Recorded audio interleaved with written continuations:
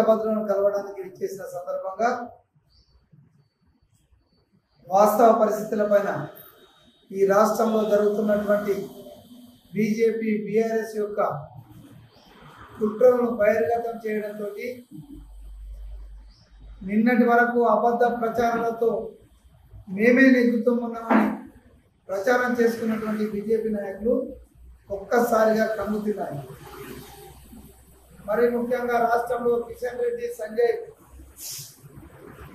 ఇక్కడ వాళ్ళ వంగి మాధవులు, సూర్యనారాయణ గుప్తా, అదేవిధంగా అరవింద్ కావచ్చు, అదేవిధంగా మంగళం సీని కావచ్చు, ఆరోగ్యకు సంబంధించి వీళ్ళంతా కూడా పరేషన్ అయిపోతున్నారు. ఎట్టా నిజామాబాద్ పట్టణంలో ముఖ్యమంత్రి గారు అడుగుపెట్టిండో ఆ క్షణం నుంచి వాళ్ళు విపరీతమైన ఆందోళనకు గురవుతున్న పరిస్థితిని ప్రత్యక్షంగా కనిపిస్తుంది. ముఖ్యమంత్రి గారు ఓపెన్గా చెప్పారు, ఈ 14 నెలల కాలంలో కాంగ్రెస్ పార్టీ అధికారంలోకి వచ్చిన తర్వాత ఎస్సీ వర్గీకరణ విషయంలో కానీ, బీసీల కులగల విషయంలో కానీ, రైతు రుణమాఫీ విషయంలో కానీ, ఇందిరమ్మ ఇళ్ల విషయంలో కానీ, రేషన్ కార్డుల విషయంలో కానీ, మరీ ముఖ్యంగా మహాలక్ష్మి పథకం ద్వారా ఉచిత బస్సు ప్రయాణం కానీ, 500 రూపాయల సిలిండర్ కానీ, యువకులకు స్కిల్ యూనివర్సిటీ ఏర్పాటు చేయడం విషయంలో కానీ, ఈ విధంగా ఒక్కొక్కటి తీసుకొని ముందుకెళ్తున్న సందర్భాన్ని వివరిస్తూ నిజంగా మేము ఇవి చేసామని నమ్ముతేనే మాకు ఓటేయండి, లేకుంటే మీ ఇష్టమని మాట చెప్పడం అంటే అది దమ్మున్న ధైర్యం ఉన్న నాయకులు మాత్రమే చేయగల ఒక సాహసం అనే విషయాన్ని సందర్భంగా నేను తెలియజేస్తున్నా.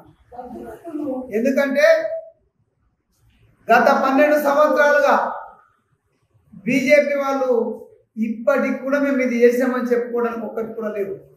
ఎప్పుడు చూసినా మా మోడీని చూసేది అని మాట్లాడుతున్నారు.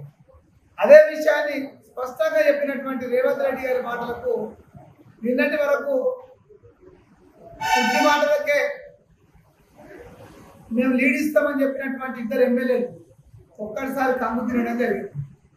అందులో భాగంగానే ముఖ్యమంత్రి గారు అబద్ధం మాట్లాడాలని, ముఖ్యమంత్రి గారు స్పష్టమైన హామీ ఇవ్వలేదని చెప్పినటువంటి వీళ్లకు మీకు బుద్ధి జ్ఞానం ఉంటే మీరు తెలుసుకోండి. ముఖ్యమంత్రి గారే ఓపెన్ ఛాలెంజ్ చేసింది ఓటర్లకు, నేను చెప్పిన దాంట్లో ఏదైనా పొరపాటు ఉంటే మాకు ఓటు వేయకండి అని.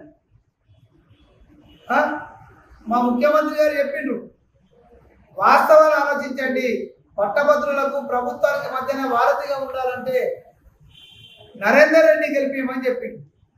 నరేందర్ రెడ్డి ఓటమనేది ప్రభుత్వానికో మా పార్టీకో నష్టం కంటే పట్టభద్రులకు నష్టపెట్టే అనే విషయాన్ని స్పష్టంగా చెప్పినట్టు కానీ ముఖ్యమంత్రి చెప్పిండు, నరేందర్ రెడ్డి ఓడిపోతే మాకేం కాదని పిచ్చి ప్రయోగాలు చేస్తున్నటువంటి ధన్పాల్ సూర్యనారాయణ కావచ్చు, అదేవిధంగా రాకేష్ రెడ్డిలు మీరు వాస్తవాలకు దిగి రాగాలని ఈ సందర్భంగా విజ్ఞప్తి చేస్తున్నాం. ఖచ్చితంగా రేపు 27వ తేదీ నాడు జరిగే పోలింగ్లో పట్టభద్రులందరికీ విజ్ఞప్తి చేస్తున్నాం. ముఖ్యమంత్రి గారు చెప్పినట్టు వాస్తవ రూపం దాచినాయా లేవో మీరు ఆలోచన చేయండి. ఖచ్చితంగా రేపు పట్టభద్రులైనటువంటి యువకులకు ప్రభుత్వంతో అనుసంధానంగా ఉండాల్సిన వ్యక్తిగా నరేందర్ రెడ్డి గారు ఉంటారు. కాబట్టి బ్యాలెట్ పేపర్లో సీరియల్ నెంబర్ 2 చుట్టుగా మొదటి ప్రాధాన్యత ఓటేసి నరేందర్ రెడ్డి గెలిపించాల్సిందిగా ఈ సందర్భంగా విజ్ఞప్తి చేస్తున్నాం. ఇక బీఆర్ఎస్ బీజేపీలు ఒక్కటైన విషయాన్ని తేటతెల్లం చేయడంతో వీళ్ళ లీడర్లు అయినటువంటి బండి సంజయ్, కిషన్ రెడ్డిలు ఇద్దరు పాగలే హైదరాబాద్లో మాట్లాడుతుంటే జిల్లాలో ఇద్దరు కూడా వీళ్ళు మధ్యభ్రమించి మాట్లాడేటువంటి మాటలు ప్రజలు గమనిస్తున్నారని ఈ సందర్భంగా నేను తెలియజేస్తున్నాను. మరిన్ని వీడియోస్ కోసం ఛానల్ ని సబ్స్క్రైబ్ చేయండి. లేటెస్ట్ అప్డేట్స్ కోసం వాట్సాప్ ఛానల్ ని ఫాలో అవ్వండి. ఆ లింక్ డిస్క్రిప్షన్ లో ఉంది.